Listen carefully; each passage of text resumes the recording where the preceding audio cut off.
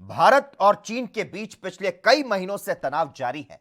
चीन एक तरफ बातचीत से मुद्दा हल करने की बात करता है तो दूसरी तरफ एलएसी पर नापाक हरकत को अंजाम देता है।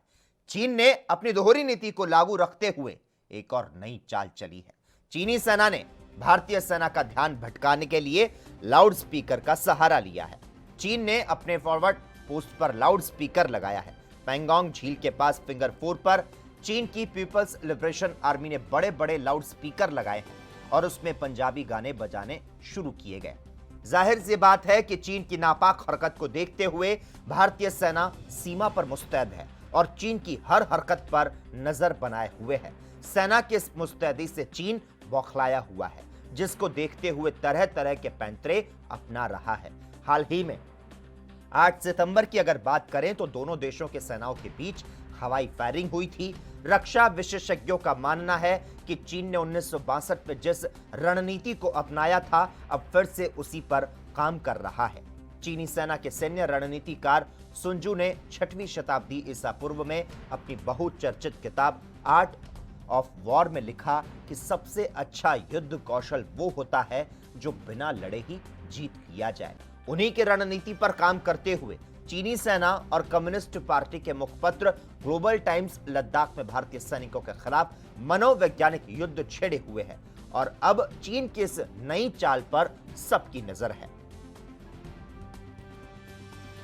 तो भारत और चीन के बीच में जो तनाव है वो अब चरम पर पहुंच चुका है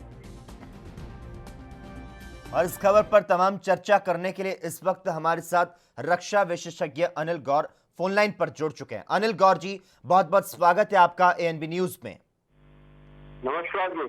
अनिल जी, एलएसी पर जो तनाव जारी है, चीनी सैनिकों ने नया पैंतरा अपनाया है और लाउड स्पीकर लगाकर पंजाबी गाने जो हैं वो बजाए जा रहे हैं। चीन क्या लगता है 1962 से जिस तरह से जो पैंतरा आजमाया था उसी की वजह से क्या लगता है अब ड्रैगन का डर्टी गेम यहां पर क्या नजर आ रहा है? देखिए, ऐसा है कि जब से ये चीनी लद्दाख के अंदर घुसने चाह रहे थे और वो हिंदुस्तान की फौज से रोके गए हैं और उसके बाद में जो हिंदुस्तान की फौज ने प्रीएम्प्टिव एक्शन किया 29 की रात को और जो पैंगोंग लेक के उधर और पैंगोंग सो के साउथ में सारी उन्होंने कार्रवाई की, उससे वो बुकला गए हैं क्योंकि वो कभी एक्सपेक्ट नहीं करते थे कि हिंदुस्तान की फौज जो है वो इस हिसाब से कार्रवाई करेगी। अब आपको पता है कि उन्होंने अपनी जो टुकड़ी भेजी उसमें हवाई फायरिंग भी की उधर, वहाँ पे हमारे फौजी के ऊपर, पर हमारे जो फौजी वहाँ तैनात थे वो उन्होंने बड़ी सूझबूझ दिखाई और उसके ऊपर उन्होंने रिटेलिएटरी फायर नहीं किया। अगर वो फायर कर देते तो यकीनन चीनी जो है जितनी टुकड़ी गई हुई थी उनकी वो 20-25 जितने थे वो सारे के सारे मारे जाते वहाँ और ये जो सिलसिला है बहुत ही बिगड़ जाता। अब जो है ये सारा कुछ देखने के बाद चाइना ने अपने प्रोपेगेंडा वीडियोस जारी किए जिसके अंदर आपने देखा रोज वो दिखाते हैं, कभी कोई उनकी गन्स के ऊपर चल रही है, फायरिंग चल रही है, कभी उनकी एक्सरसाइज चल रही है, कभी रॉकेट्स की चल रही है, कभी उनके पैराट शूटर्स जो है उनकी पैराड्रॉपिंग हो रही है और कभी उनके बॉम्बर जो है वो उड़ान भर रहे हैं। तो ये एक साइकोलॉजिकल वॉरफेयर जो है वो पाकिस्तान ने चाइना ने शुरू किया। अब जो है ये उसको एक नेक्स्ट फेज पे ले गए हैं कि अपनी जो पोस्ट के उधर से वहां से लाउड स्पीकर से ये जो है गाने वगैरह लगाए ताकि जो हमारे जवान हैं उनको जो एक रेस्ट पीरियड होता है, जो मानसिक तरीके से वो रेस्ट कर सके, वो ना कर सके। ये गाने रात भर चलाते रहेंगे ताकि जो हमारे जवान है जो जिन्होंने सोना है, जिन्होंने आराम करना है, उनको आराम ना मिले। और ये एक साइकोलॉजिकल वॉरफेयर की चीज है और ये ऐसे ही चलता रहेगा अभी, क्योंकि अब चाइना जो है अब ये सोच रहा है कि क्या वो मिलिट्री एक्शन करे। अगर मिलिट्री एक्शन करता है तो उसको पता है कि सारी दुनिया जो है उससे सलाम हो जाएगी और हिंदुस्तान की फौज जो है उसको बहुत कड़ा मुकाबला करेगी। ये अनिल जी, आपसे यहां पर जानना चाहेंगे, जिस तरह से चीन अपनी पुरानी रणनीति जो है उसके तहत जो अपना प्रोपेगेंडा है उसको लगातार जारी करता रहता है, अगर रक्षा मंत्री राजनाथ सिंह की बात करें तो आज फिर से वो एलएसी के मुद्दे पर आज अपना बयान दे सकते हैं, क्या लगता है क्या कुछ बयान आ सकता है रक्षा मंत्री राजनाथ सिंह का?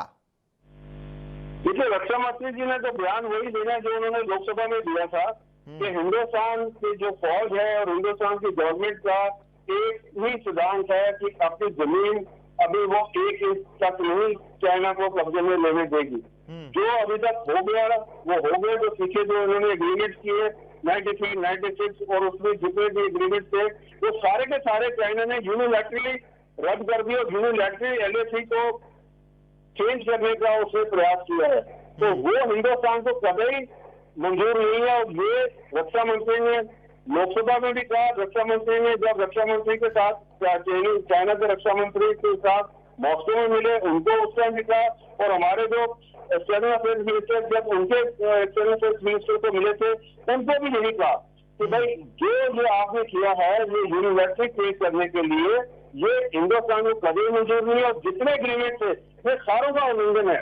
और अब चाइना जो है एक प्रोपेगेंडा उस हिसाब से लगा हुआ है सिर्फ ग्लोबल टाइम भी और बाकी भी कि वो दुनिया में ये झूठ फैला रहे के लिए कि जी हिंदुस्तान उसको जो है ये सारी जो स्थिति का जिम्मेवार है। जो आज तनाव बन रहा है उसका हिंदुस्तान जिम्मेवार है। पर अनिल जी, दुनिया को पता है कि अब चाइना ने ये सारी की है क्योंकि सैटेलाइट पिक्चर से सब कुछ क्लियर है। क्योंकि आजकल कुछ छुपा नहीं हो रहता और सैटेलाइट पिक्चर से सारी दुनिया को पता है कि चाइना ने क्या किया और हिंदुस्तान में क्या कार्रवाई की है। उसके अलावा अब रक्षा मंत्री जी और एक बयान ये दे सकते हैं कि हमारे जो फौजी हैं वहां पे है और जो सांसद हैं जो हमारे सारी पार्टीज हैं और सारा देश जो है इनके पीछे एकजुट खड़ा हो ताकि ये जो अपनी जो हमारे जो सरहद के ऊपर जो जवान है उनका मनोबल जो है वो पूरा का पूरा बना रहे। उनको पता है कि देश हमारे पीछे है और वो मातृभूमि की रक्षा करने के लिए पूरे तैयार रहे। अनिल जी, आपसे यहां पर मैं जानना चाहूंगा, दोनों देशों की सेनाओं की अगर बात की जाए तो दोनों देशों की जो सेनाएं हैं वो एक दूसरे के आमने सामने हैं। हालांकि जो स्थिति है वो तनावपूर्ण बनी हुई है। भारत की अगर बात करें तो भारतीय सेना काफी ऊंचाई पर है। क्या लगता है अगर जो लड़ाई होती है तो भारतीय सेना को इसका कितना फायदा मिल सकता है? देखिए जिस हिसाब से अभी भारतीय सेना ने पोस्ट वहां ले ली है उस हिसाब से जो एडवांटेज है वो भारतीय फौज के पास है। और आपको पता है अपने अटैक के अंदर आपने करगिल के अंदर देख लिया किस हिसाब से हमारे जो जवानों ने जब पाकिस्तान ने करगिल की हाइट्स ऑक्यूपाई की थी किस हिसाब से उनको वहां से खदेड़ा और हमें कितनी बड़ी कैजुअल्टी देनी पड़ी। इसके अलावा अब जो फर्क है वो चीनी सैनिक में और हिंदुस्तान के सैनिक में ये है कि चीनी सैनिक जो है वो कॉन्ट्रेक्चुअल पीरियड पे आता है। वो वहां पे वॉलंटियर नहीं है जिस हिसाब से हिंदुस्तान का सैनिक है जो वॉलंटियरली खुद अपनी मर्जी से फौज में भर्ती होता है और मातृभूमि के लिए अपनी जान देने के लिए तैयार रहता है।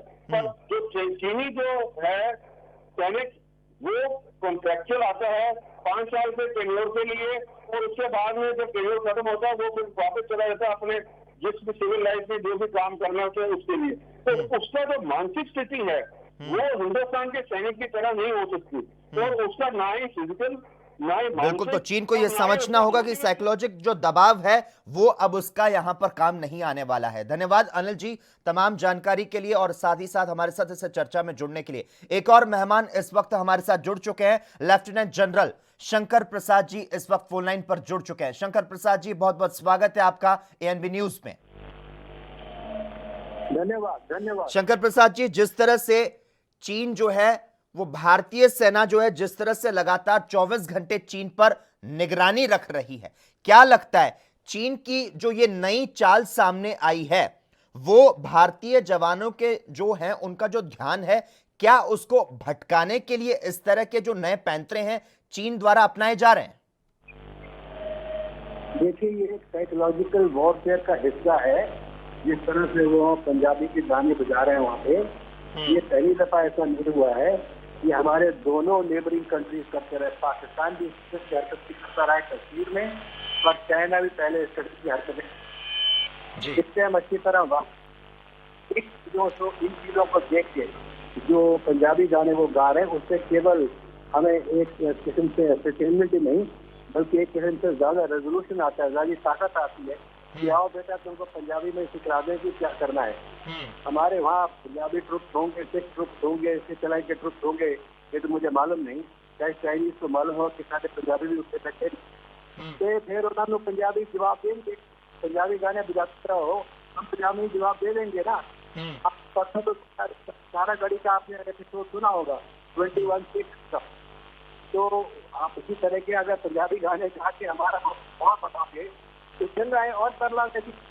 लेकिन आपको क्या लगता है, प्रोपेगेंडा वॉरफेयर की अगर हम बात करें तो क्या लोकतांत्रिक देश अपना भारत जो है, क्या उसे भी इस तरह की रणनीति को अपनाना चाहिए? क्या यह सही रहेगा?